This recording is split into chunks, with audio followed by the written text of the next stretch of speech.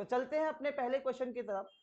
Question में पूछा है that the de Broglie wavelength associated with a particle of mass m and energy E is h by root 2 me. The dimensional formula for the Planck constant is। अच्छा, अगर आपको Planck constant का dimensional formula याद है तो आप सीधा option tick करके आगे बढ़ सकते हो, और अगर याद नहीं है तो फाइंड करने के लिए उन्होंने क्वेश्चन में इंफॉर्मेशन दी है। उन्होंने बोला है कि D Broglie wavelength is equals to h by root 2 me. So let's use this information. De Broglie wavelength को हम लोग लैम्डा सिंबल से रिप्रेजेंट करते हैं and it is given as h by root over 2me, where m is the mass of the particle, e is the energy and h is nothing but your Planck constant। और हमें question में h का ही dimension पूछा है। So since h का dimension पूछा है, I will write h equals to lambda into root over 2me। Now from here I can say that the dimension of h will be the dimension of lambda। lambda wavelength है जिसका dimension l होता है। Root over 2 is a number, सारे जो numbers होते हैं constant they are dimensionless. अगला term हमको m दिया है, m क्या है, अब पार्टिकल का mass, and for mass the dimension is m and the next term is energy.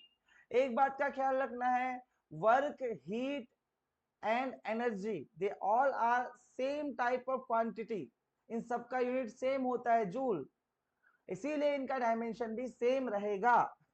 तो the dimension of energy will be same as the dimension of work which is ml2t-2। अब इसको थोड़ा simplify कर लेते हैं।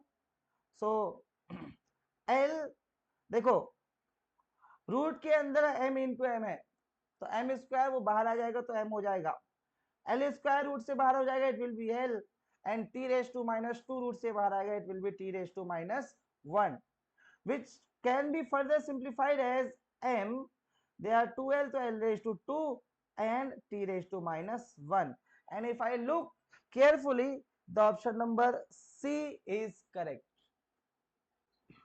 now चलते हैं अपने नेक्स्ट क्वेश्चन की तरफ।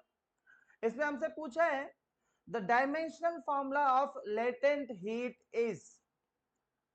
ना अगर मुझे लेटेंट हीट का डायमेंशनल फॉर्मूला ढूंढना है तो मुझे लेटेंट हीट का फॉर्मूला पता होना चाहिए, and we know heat is equals to m into l, where m is the mass of the object and l is nothing but latent heat। Since मुझे l का डायमेंशन चाहिए, latent heat का dimension चाहिए, I will write l as q upon m। now the dimensional formula for q, q क्या है आपका heat, heat का dimensional formula होता है ml2t-2, same as the dimensional formula of work, and नीचे अपना लिखा है m, m मतलब क्या होता है आपका मास। सो m and m will get cancelled, the dimensional formula for l will be l2t-2, which can be written as m raised to 0, l raised to 2 and t raised to minus 2। so again the option number C is correct। तो चलते हैं अपने next question की तरफ। Question में पूछा if epsilon not is the permittivity of free space and E is the electric field, then epsilon naught E square has the dimension। okay, so question में मुझे epsilon naught E square का dimension पूछा है, तो सबसे पहले epsilon naught ढूंढते हैं होता क्या है। so we know दो चार्जेस के बीच में force, it is equals to 1/4 pi epsilon naught q1 q2 upon r square. तो यहां से मैं एप्सिलॉन नॉट को क्या लिख सकता हूं, it is q1 q2 upon 4 pi r square into f।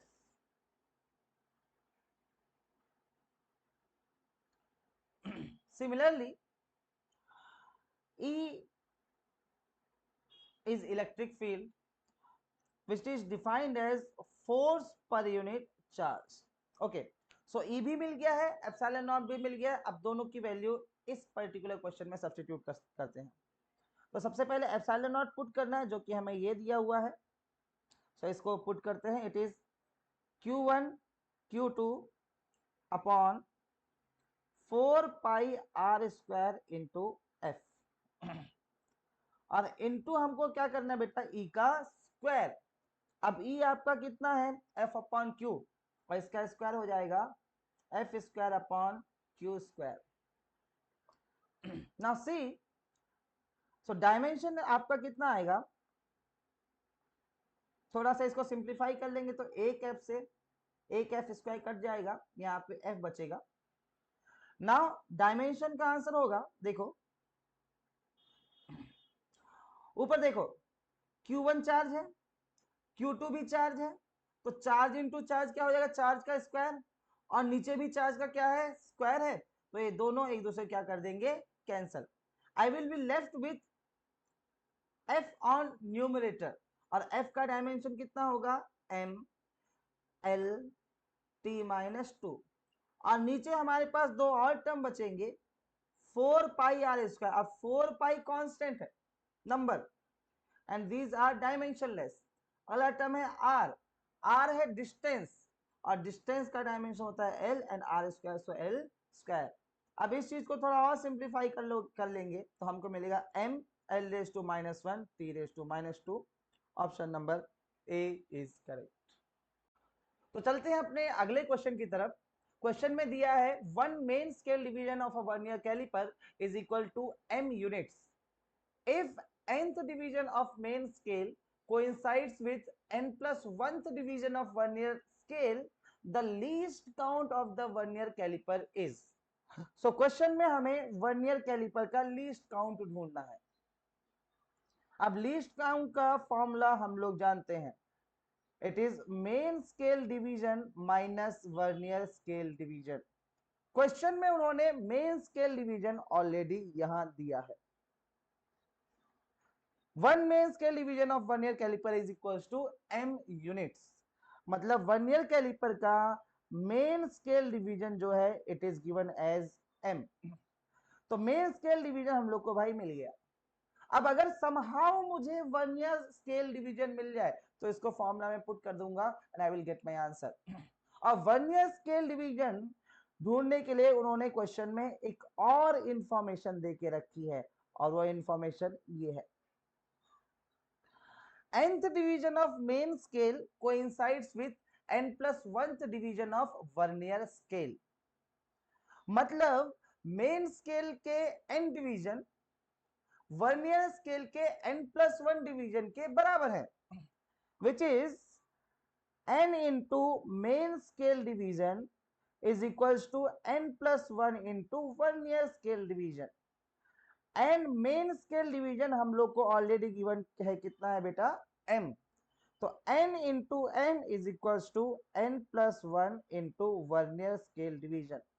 So from here मेरे को वर्नियर स्केल डिवीजन मिल जाएगा N M upon n plus one, और वर्नियर स्केल डिवीजन को मैं अपने इस फॉर्मूला में सब्स्टिट्यूट कर दूंगा।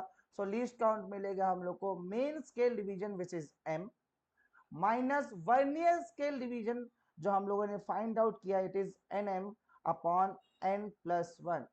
इसको फर्दर सिंप्लीफाई करेंगे तो it will be M N plus M minus N M upon n plus one. अब एम एन और एम एन कैंसिल हो जाएंगे and I will be left with m upon n plus one, m upon n plus one. Option B is correct.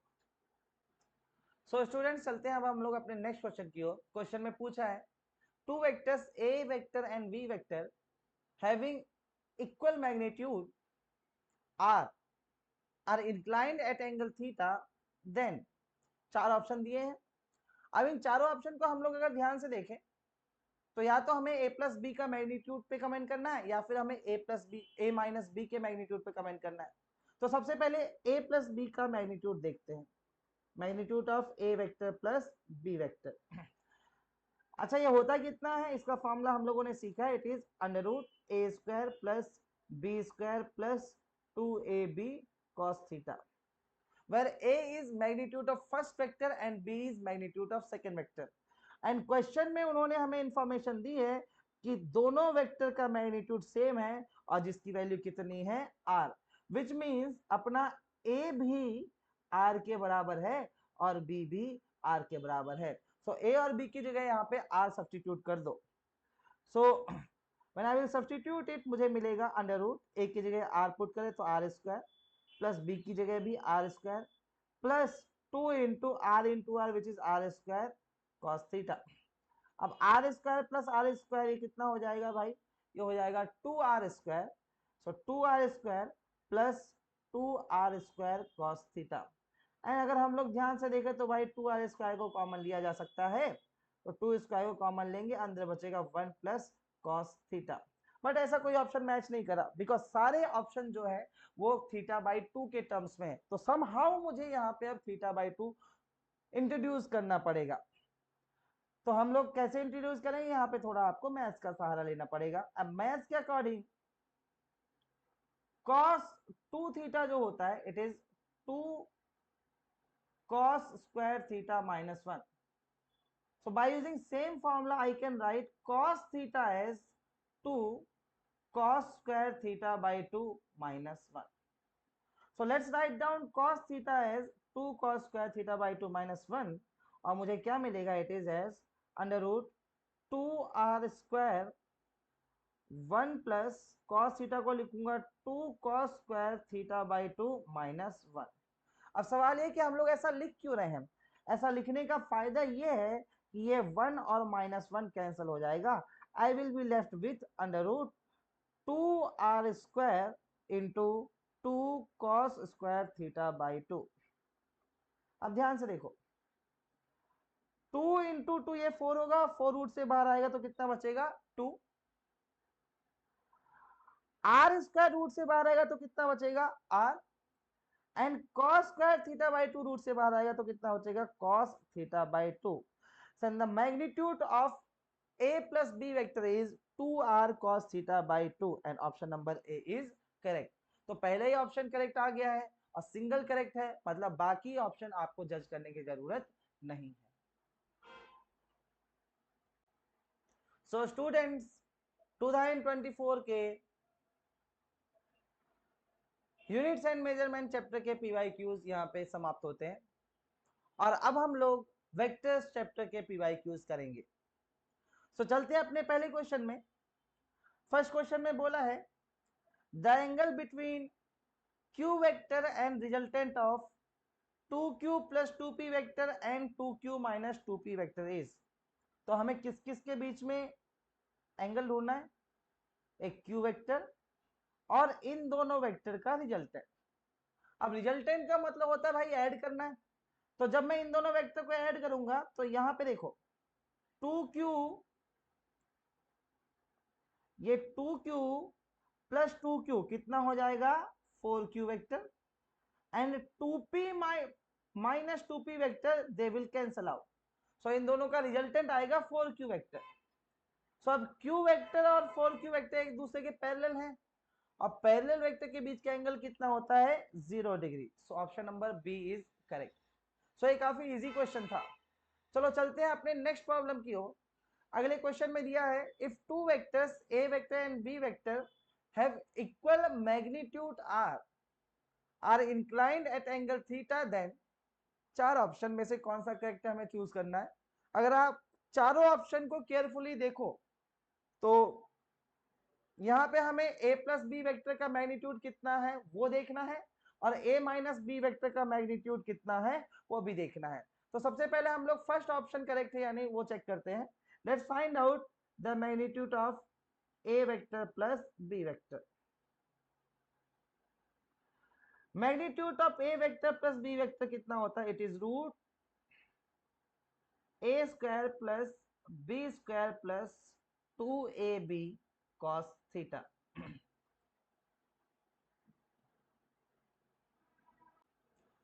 तो चलते हैं अपने next question पे। Question में बोला है when vector a is subtracted from vector b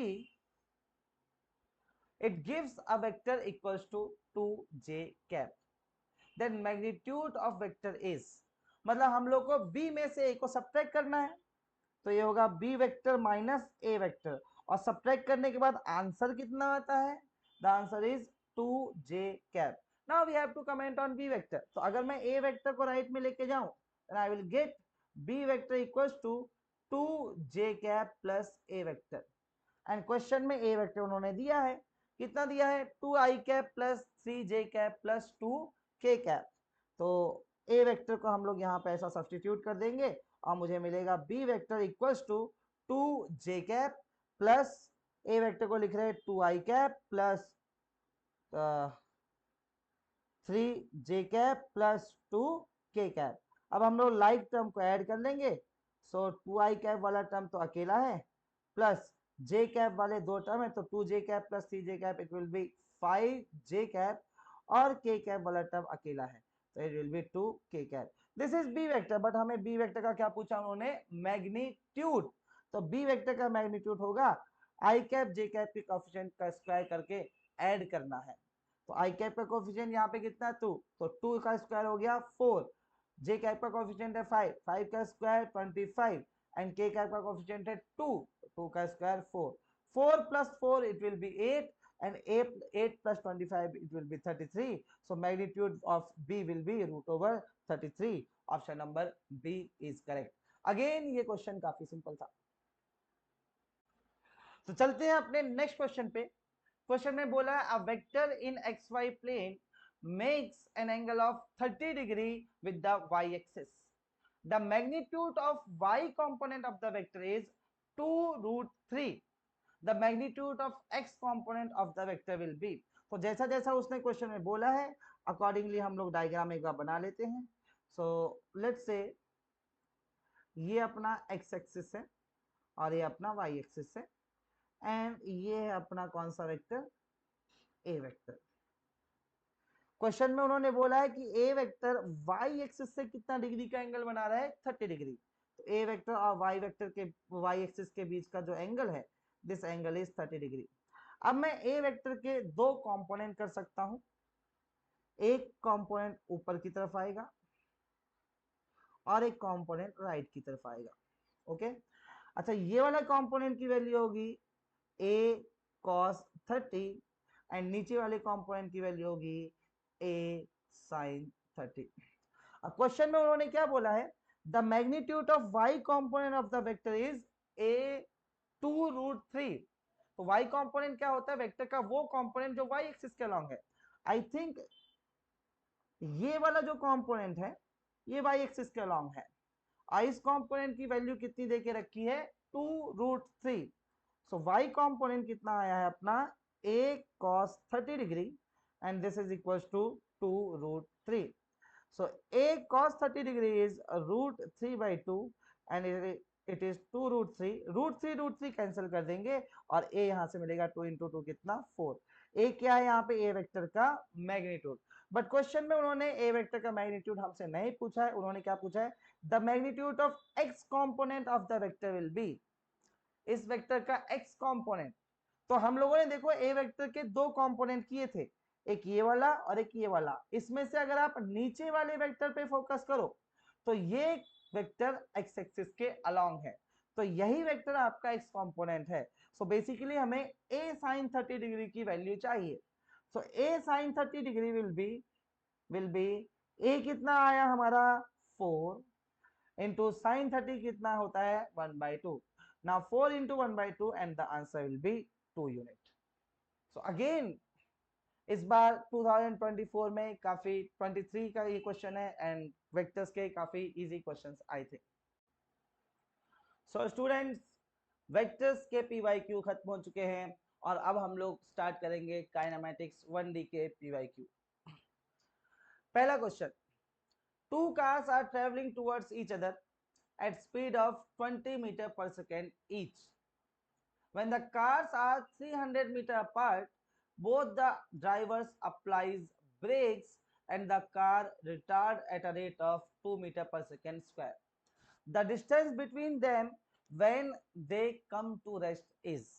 okay, तो इस टाइप के क्वेश्चन में हम लोग को सबसे पहले डायग्राम बनाना है।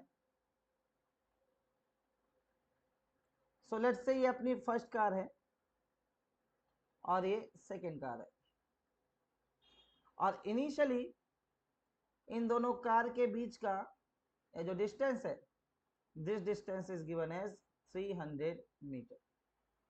अब दोनों गाड़ी एक दूसरे के they were moving towards each other, मतलब पहली गाड़ी राइट में आ रही है कितनी वेलोसिटी से, 20 मीटर पर सेकेंड, और दूसरी गाड़ी लेफ्ट में आ रही है सेम स्पीड से 20 मीटर पर सेकेंड। दोनों ड्राइवर ने ब्रेक लगाया और जिसकी वजह से रिटार्डेशन प्रोड्यूस हुआ कितने मीटर पर सेकेंड स्क्वायर का, 2 मीटर पर second square. Retardation means acceleration is in opposite direction of motion, मतलब पहली कार अगर राइट में मूव कर रही है तो इसका एक्सीलरेशन लेफ्ट में आया होगा 2 मीटर पर सेकेंड स्क्वायर, और दूसरी कार लेफ्ट में मूव कर रही है तो इसका एक्सीलरेशन राइट में आया होगा 2 मीटर पर सेकेंड स्क्वायर। ओके,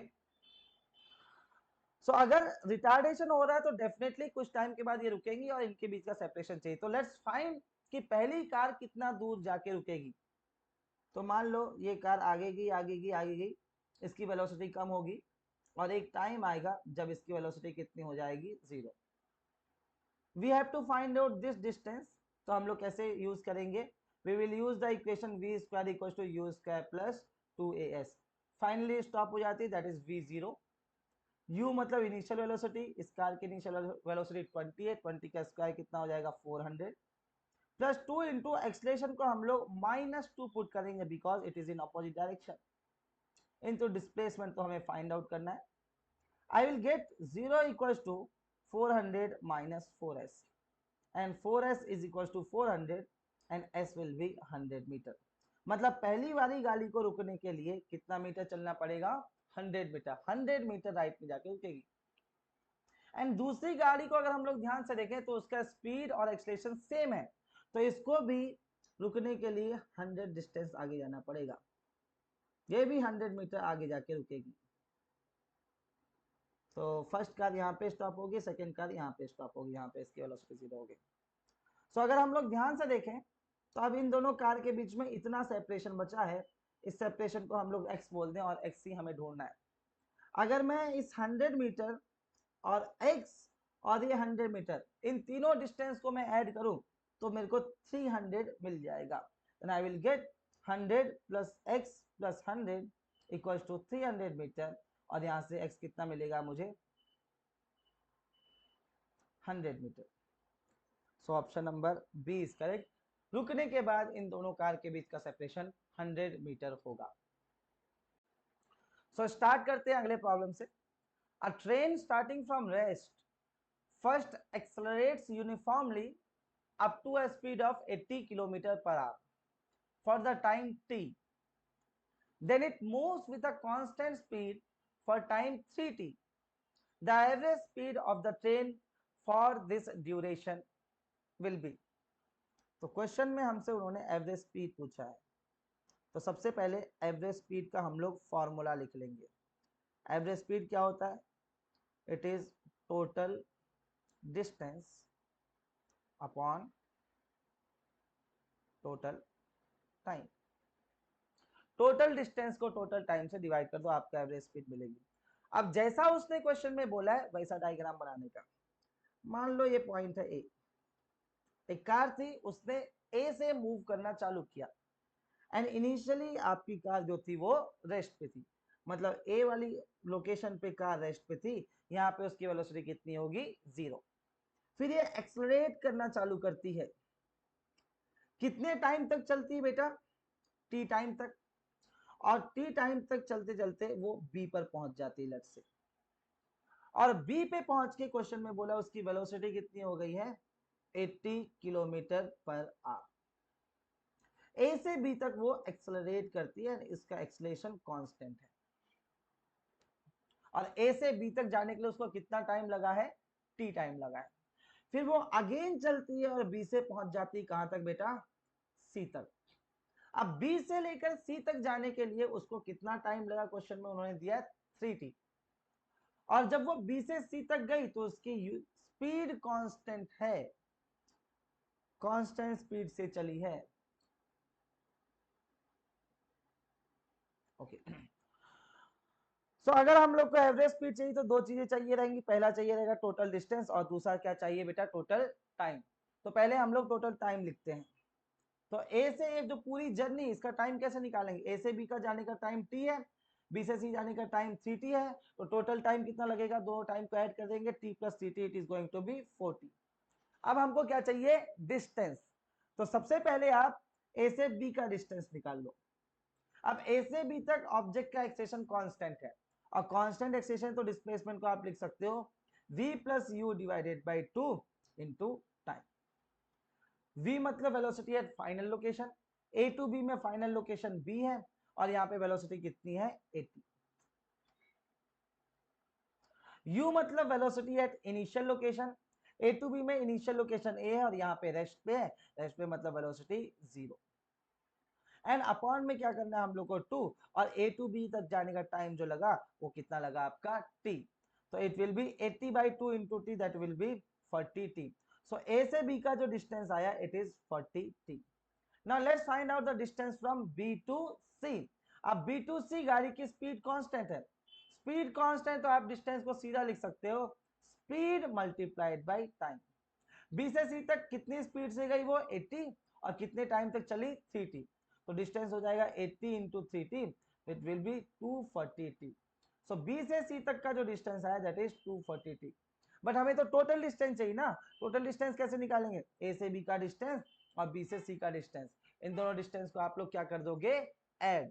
तो it will be 40t plus 240t which will be 280t by 4t, t से t कैंसिल हो जाएगा, and 280 by 4 it will B 70 kilometre per hour.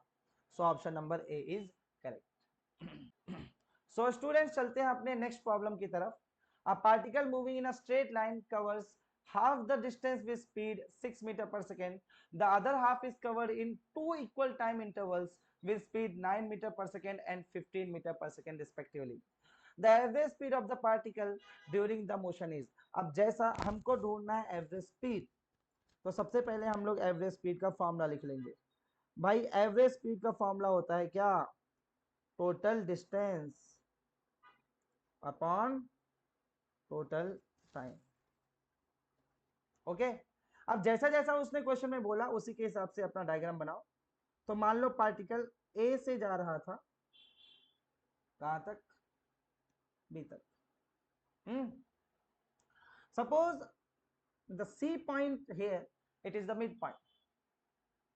तो क्या ये पूरे इस रास्ते को दो इक्वल पार्ट में डिवाइड कर देगा, ए टू सी हाफ रास्ता हुआ और D to C to B half रास्ता हुआ। अब ए टू सी का जो पहला आधा रास्ता है वो उसने कितनी स्पीड से ट्रेवल किया है, 6 मीटर पर सेकेंड। ओके, अच्छा ए टू सी का जो डिस्टेंस है, let's call this distance as D, तो सी बी का डिस्टेंस भी कितना हो जाएगा आपका डी। सो पहला जो आधा रास्ता है ए टू सी का, वो उसने कितनी स्पीड से चला है, 6 मीटर पर second.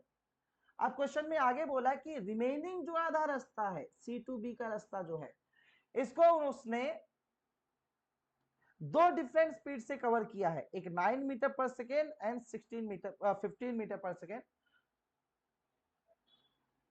In equal time intervals. तो मान लो सी से डी तक जाने के लिए उसको टाइम लगा टी, तो डी से बी तक जाने के लिए भी कितना टाइम लगेगा टी। और सी से डी तक जाने का टाइम का स्पीड उसने क्वेश्चन में दिया है, इट इज 9 मीटर पर सेकेंड, एंड डी से बी तक जाने का भी स्पीड उसने दिया है 15 मीटर पर सेकेंड। तो मैं एक बार क्वेश्चन को फिर से एक्सप्लेन कर देता हूं। ए से बी का ये जो टोटल डिस्टेंस था, इसमें से ये जो आधा डिस्टेंस है कितनी स्पीड से चला, 6 मीटर पर सेकेंड, और इस आधे डिस्टेंस को मैंने डी माना है, तो बाकी का आधा डिस्टेंस भी आपका कितना हो जाएगा, डी हो जाएगा। ओके, नाउ तो पहला आधा डिस्टेंस भाई कितने स्पीड से गया, 6 मीटर पर सेकेंड। अब बाकी का जो आधा डिस्टेंस है इसको उसने दो पार्ट में ट्रेवल किया, पहले सी से डी गया फिर डी से बी गया। सी से डी तक जाने का टाइम और डी से बी तक जाने का टाइम, दोनों टाइम क्या है तुम्हारा सेम, तो उसको भी टी लिखा मैंने, इसको भी टी लिखा है। बट C2D क्वेश्चन में बोला कितनी स्पीड से गया, 9 मीटर पर सेकेंड, एंड D2B कितनी स्पीड से गया है, 15 मीटर पर second. Now for this particular situation I have to find out the average speed. अब एवरेज स्पीड होता है भाई total distance upon total time, तो पहले टोटल डिस्टेंस लिखते हैं। जब ऑब्जेक्ट ए से बी तक गया तो टोटल कितना चला, D plus D which is 2D। अब हम लोग को क्या लिखना है, टोटल टाइम। टोटल टाइम कैसे निकालूं, पहले ए टू सी का टाइम निकाल लो, फिर सी टू डी का, फिर डी टू बी का, और सारे टाइम को क्या कर दोगे आप, ऐड। अब टाइम आप लोग जानते हो, टाइम क्या होता है बेटा, डिस्टेंस डिवाइडेड बाय स्पीड। सो ए से लेकर सी तक स्पीड आपकी 6 थी और डिस्टेंस कितना था, डी। तो ए से सी का जो टाइम लगेगा वो हो जाएगा आपका d अपॉन 6 प्लस, अब कहां से कहां तक का चाहिए, C to D. C to D तक जाने का टाइम कितना है, t, प्लस अब कहां से कहां तक का, d to B which is also t। So जब मैं इसको सिंप्लीफाई करूंगा it will be 2d upon d by 6 प्लस 2t। अब ध्यान से देखो यहाँ पे ऑप्शन मैच नहीं हो रहा, बिकॉज डी और टी हम लोगों ने खुद इंट्रोड्यूस किया है, तो इनको एलिमिनेट भी हम लोग को ही करना पड़ेगा। अब इनको एलिमिनेट कैसे करें, देखो बेटा ध्यान से, अगर मैं सी डी का जो डिस्टेंस है और डीबी का जो डिस्टेंस है, इन दोनों डिस्टेंस को ऐड कर दूं, सी डी प्लस डीबी, इन दोनों डिस्टेंस को ऐड करने पे क्या मुझे ये पूरा डिस्टेंस मिल जाएगा, which is nothing but your D. अब सी डी वाला जो डिस्टेंस है कैसे निकालो, डिस्टेंस होता है स्पीड इनटू टाइम, सी से डी तक कितने स्पीड से गया, 9, और टाइम कितना लगा, t, then the distance will be 90। D से बी तक कितनी स्पीड से गया है, 15, कितने टाइम तक चला, t, तो 15 इंटू टी, तो ये total distance and this should be equal to t। So 9 plus 15 कितना हुआ, 24t is equals to d and the t will be d by 24। तो यहाँ पे t को मैं d by 24 पुट करूंगा, then I will get 2d upon d by 6 plus 2 into d by 24 and it will be 12। अब मैं क्या कर रहा हूं, इस वाली टर्म को 2 से मल्टीप्लाई और 2 से डिवाइड, तो इसका फायदा क्या हो, ऊपर 2d, यहाँ पे देखो नीचे 12 और यहाँ पे भी 12, डिनोमिनेटर सेम हो गया तो आप डिनोमिनेटर कॉमन ले सकते हो, ऊपर 2d प्लस 2d कितना हो जाएगा बेटा, 3d। 3 से 4 को डिवाइड, 12 को डिवाइड कर देंगे, 4 बच जाएगा, d और d कैंसिल हो जाएगा, ये 4 ऊपर चला जाएगा, and the answer will be 4 into 2 it is 8 metre पर second. Option number D is correct. So चलते हैं अपने अगले क्वेश्चन में। क्वेश्चन में बोला a body projected vertically upward with a certain speed from the top of a tower reaches the ground in t1 second. If it is projected vertically downward for the same from the same point with the same speed, it reaches the ground in t2 second. The time required to reach the ground if it is dropped from the top of the tower is,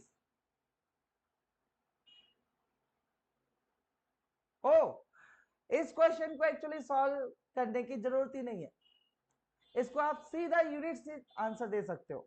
जैसे हमें find क्या करना है भाई, time required to reach the ground, मतलब आपका answer time का answer करना, और टाइम का यूनिट क्या होता है बेटा, सेकेंड, मतलब आपके आंसर का यूनिट होना चाहिए सेकेंड। अब यहाँ पर एक ही आंसर है जिसका यूनिट सेकेंड है, देखो इसका यूनिट देखते हैं, t1 प्लस t2, दो टाइम को ऐड करोगे तो टाइम ही मिलेगा, तो इसका यूनिट आएगा root second. Third option, root t1 का यूनिट सेकेंड है, नीचे t2 का यूनिट सेकेंड है, सेकेंड से सेकेंड कैंसिल, ये तो यूनिटलेस हो गया, तो ये ऑप्शन भी इनकरेक्ट है, बिकॉज अपने आंसर का यूनिट क्या होना चाहिए, सेकेंड, ये तो यूनिटलेस है। फर्स्ट ऑप्शन को भी देखें तो उसका भी यूनिट सेकेंड होना चाहिए, बट उसका यूनिट कितना है, रूट सेकेंड, तो ये भी इनकरेक्ट है। सिमिलरली थर्ड ऑप्शन, टाइम, दो टाइम को माइनस करोगे तो आंसर टाइम आएगा, और टाइम का यूनिट होता है सेकेंड, बट यहाँ पे रूट के अंदर है second, the unit will be root second, अपने आंसर का यूनिट सेकेंड होना चाहिए, ये भी इनकरेक्ट है। सिर्फ बी वाला जो ऑप्शन है यहाँ पे आपको दिखाई देगा यूनिट आंसर का आएगा रूट t1, t1 का यूनिट सेकेंड, t2 का unit second, second into second second square, और उसका रूट लेंगे तो कितना आएगा सेकेंड। सिर्फ एक ही अपने पास ऑप्शन है जिसका यूनिट सेकेंड है, और अपने आंसर का भी यूनिट क्या होना चाहिए, सेकेंड ही होना चाहिए। It means option B is correct. This particular method is known as elimination. आप एक एक करके आंसर को एलिमिनेट करते हैं, और यूनिट काफी हेल्प करते हैं हमें इस टाइप से ऑप्शन एलिमिनेट करने में और टाइम सेव करने में। सो अब हम लोग स्टार्ट करेंगे काइनेमेटिक्स 2D के PYQ। सो पहला क्वेश्चन बोलता है the angle of projection for a projectile to have same horizontal range and maximum height is. So question में उन्होंने बोला है कि हॉरिजॉन्टल रेंज और मैक्सिमम हाइट सेम होना चाहिए, that is r is equals to h max। अब projectile में रेंज का फॉर्मूला होता है 2u² sin theta into cos theta divided by g, and maximum height का फॉर्मूला होता है u² sin² theta by 2g। अगर हम लोग इसको सिंप्लीफाई करें तो u² से u² कैंसिल हो जाएगा, g से g कैंसिल हो जाएगा, साइन थीटा से sin² थीटा डिवाइड होगा, राइट में बचेगा साइन थीटा। सो लेफ्ट में आई will be left with 2 cos theta, और राइट में हमारे पास बचेगा साइन थीटा डिवाइडेड बाई 2। सो अगर मैं 2 को लेफ्ट लेके जाऊं और cos थीटा को राइट लेके आऊं तो मुझे मिलेगा 4 is equals to sine theta upon cos theta which is equals to tan theta. So tan theta is 4, then I will get theta equals to tan inverse 4. तो अगर आपका थीटा tan inverse 4 है तो आपके प्रोजेक्टाइल की range और maximum height equal रहेंगी। So option number D is correct. So students, इस क्वेश्चन में हमको बोला है the coordinates of particle moving in X Y plane are given by x equals to 2 plus 4t and y equals to 3t plus 8t square। और हमको ये जज करना है कि पार्टिकल स्ट्रेट लाइन में मूव करेगा या पैराबोलिक पाथ में मूव करेगा। सो पाथ डिटरमाइन करने के लिए हम लोग सबसे पहले equation of trajectory find out करेंगे। And equation of trajectory find करने का लॉजिक क्या है, you have to find the relation between an equation between x and y by eliminating the time। so question में उन्होंने x हमें दिया है 2 plus 4t एंड y भी दिया है y equals to 3t plus 8t square। Now यहां से हमें एक इक्वेशन बनानी है x और y के बीच में जिसमें टाइम नहीं होना चाहिए। We have to eliminate the time. So how are we going to eliminate the time? From this equation I can write x minus 2 equals to 4t and t is equals to x minus 2 divided by 4। और यहां से जो t आया है उसको हम लोग y की इक्वेशन में सब्स्टिट्यूट कर देंगे तो टाइम एलिमिनेट हो जाएगा। I will gate y equals to 3 into x minus 2 divided by 4 plus 8 into x minus 2 by 4 का स्क्वायर। सो x minus 2 का स्क्वायर बाई 16। अगर आप y और x की ये इक्वेशन देखो ध्यान से, so this is a quadratic equation. अब क्वाड्रेटिक इक्वेशन का जब आप ग्राफ बनाओगे तो वो पैराबोलिक शेप का बनता है। इट मींस हमारा ऑब्जेक्ट पैराबोलिक पाथ फॉलो करेगा। सो option number D is correct.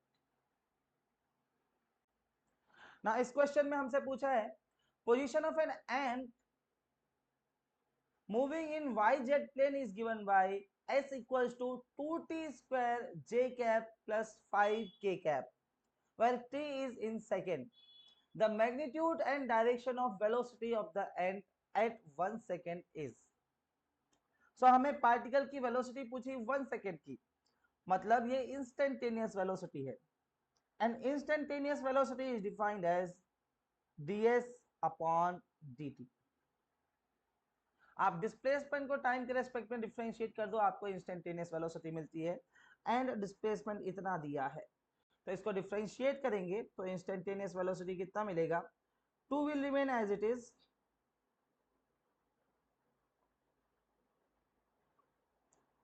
T square का डिफरेंशिएशन कितना होगा 2t, and there will be j cap plus 5 constant है, इसका डिफरेंशिएशन हो जाएगा 0, ठीक है।